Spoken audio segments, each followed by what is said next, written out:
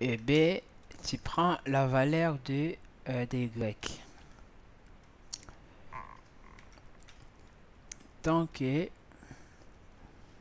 R différent à 0, tu prends R, tu fais modulo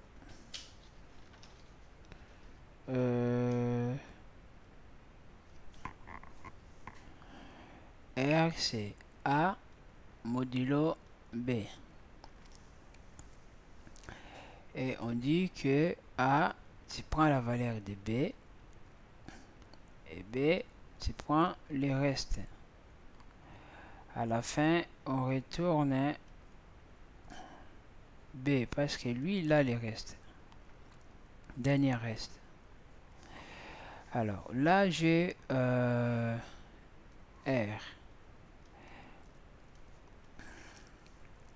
R égale à quoi? Donc là, j'ai D et 5. R égale à D. Non, non, non. Voilà. R égale à 5.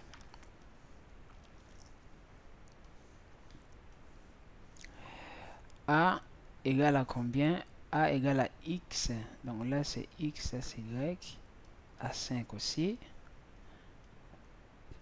B égale à 2.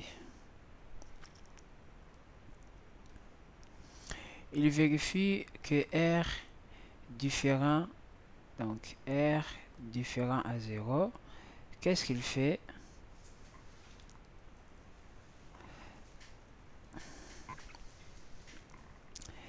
Il fait le même R. Là, il va me donner 3. Et A, il prend la valeur de B. B, il prend la valeur des restes.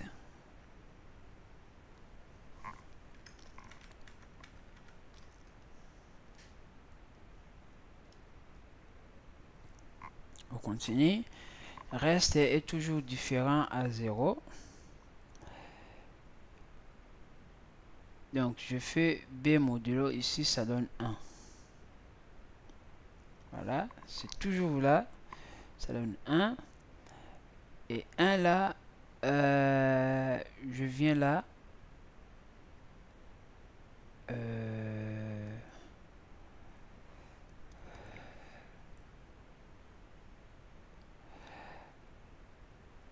Là, c'est 3. Et là, c'est 1. Je continue. Là, maintenant, c'est donc... Là, il me donne 0 parce que 1 modulo 3, c'est 0. Et là, le B qui est 1 ici, A, il prend la valeur de B. A, il prend la valeur de B. Attendez voir. A, il prend la valeur de B. Voilà. Non.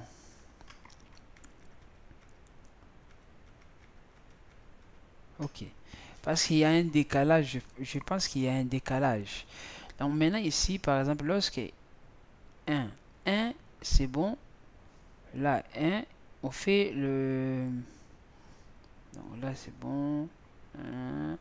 Donc, on envoie la valeur de B, il se trouve dans A. Donc, lorsque ici R égale à combien? R égale à 1, il vérifie, il fait quoi? Il dit, ok, il y a vraiment le décalage. Lorsque R égale à 1, il vérifie, il dit que 3, A, tu prends la valeur de... je reprends, juste pour qu'on soit bien d'accord. Là, je donne la valeur, bim. Je vérifie 5. Première vérification, c'est bon. Lui, il prend la valeur. Ici, donc, c'est 3. Il vérifie pas encore. Il ne vérifie pas encore. 3. Là, il prend la valeur. Là, lorsque je dis... lui, c'est 2. Et là, c'est 3. Il vérifie 3. Bim. 3, c'est bon. Il fait quoi? R, il prend... Donc, le 2, c'est 1. Là, c'est 3. là c'est 1. On est là. Il fait quoi? Il vérifie. 1 c'est bon.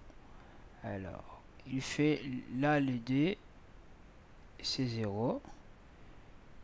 Là, c'est 1. Et là, c'est 0. Et là, on voit la valeur, il est là dans A. Ok. En fait, il y a un décalage. En fait, c'est pour cela il me voyait toujours 0. Il y a un décalage. Donc ici, normalement, je devrais renvoyer A. Alors, changeons un fait. En fait, voilà. Je vais renvoyer A pour voir un peu. Je mets 2 et 3. Et voilà, ça marche. Donc voilà. Fier de moi. Là, 2. Voilà. Et là, je sais pas moi, une valeur un peu énorme. Même s'il fait beaucoup de calculs, il me renvoie 1. Donc là, on peut voir comment on peut résoudre un problème. Vous voyez ici, comme je sais comment ça marche, je me suis rendu compte que c'est faux. Et qu'est-ce que je fais? J'ai essayé de résoudre ce problème en fait avec la feuille, avec des exemples. Donc là, j'ai trouvé celui que je devais renvoyer sans même regarder mes cahiers et j'ai réussi. Donc, je peux vous dire de faire la même chose. Voilà, si vous avez des difficultés, faites-en. Le papier et les feuilles et crayons, c'est toujours le meilleur ami qu'on peut avoir dans la programmation. Donc voilà, je ne sais pas si je peux encore continuer. Il fait déjà presque 21 h. Ça c'est PGCD, PGCD. Là maintenant, il y a les exercices que je peux vous le montrer si vous voulez voir. Là. Donc je vous laisse justement à faire cet exercice si vous voulez bien. Donc il y a le fait. Là, vous avez déjà la formule. Là, vous avez la formule, vous avez la formule, vous avez la formule. Donc c'est vraiment très très simple. Si vous avez compris, en fait, comme je fais ici, factoriel de n et la puissance, alors ici, ça sera que fastoche, donc rapide parce que vous avez les n. Si vous savez faire pour n,